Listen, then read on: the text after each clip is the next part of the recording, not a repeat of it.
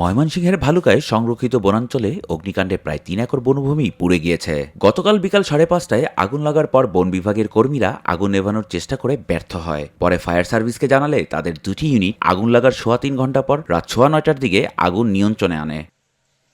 এখন তো বর্তমান গাছ তো আসলে চুরি করে কাটার পরিবেশ দেখি না, কারণ মোবাইলের যুগ। আর মনে করেন যে এই যে বিট অফিস আছে, ওই যে সাইডেও আছে, মনে করেন যে ওই যে মলিকবাড়ি সাইডে ওয়ান বিট আছে, তো এর জন্য মনে করেন যে সমস্যা হয় না। তারপরে যদি হচ্ছে মানে কেউ যে বেদ গাছগুলো পোড়ায় দিতেছে, কেউ অসৎ উদ্দেশ্য আছে, এটা যেন বন বিভাগ সতর্ক থাকে, কেউ যেন গাছ চুরি না করতে পারে। মনে করেন যে যারা করছে তাগর জন্য তো ভালোই। আসলে তো বেত গাছটা পুরা ঠিক হয়নি, ক্ষতি তো বনের ক্ষতি, এটা আমাদের ক্ষতি না।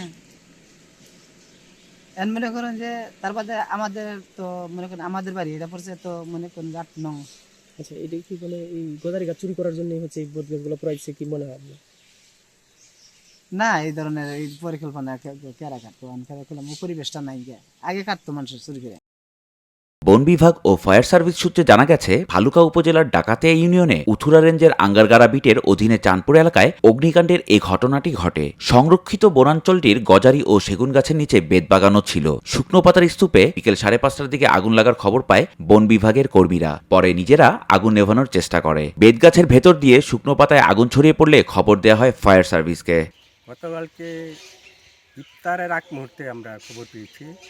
খবর পাওয়ার সঙ্গে সঙ্গে আমরা আমাদের সমস্ত স্টাফ সহ এখানে আসার পরে তাৎক্ষণিকভাবে আমরা আগুন নেভানোর জন্য চেষ্টা করতে, কিন্তু আগুনের তীব্রতা এত ছিল যেটা আমাদের আয়ত্তের বাইরে, এবং এখানে হলো বেত গাছ আছে, বেত কাটা আমরা ঢুকতে পারতেছিলাম না। রাত ৮টার দিকে ভালুকা ফায়ার সার্ভিসের কর্মীরা খবর পেয়ে দুটি ইউনিট নিয়ে আগুন নেভানোর কাজ শুরু করে। রাত ৯টায় বনের আগুন নিয়ন্ত্রণে আনা হয় বলে জানান ভালুকা ফায়ার সার্ভিসের স্টেশন অফিসার জনাব আতিকুর রহমান। তিনি বলেন, কি কারণে আগুন লেগেছে তা এখনই বলা যাচ্ছে না। কয়টা স্পটে এইভাবে মানে আগুন লাগানো হয়েছে?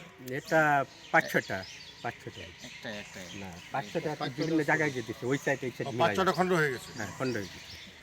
কেন আগুন দেয় তোর কইসই না, কইছে মরা খড়ি তো পাই আলিগা পুইটা তো হাসছে। আগুন দিলে কার লাভ হয়? সরকারের ক্ষতি,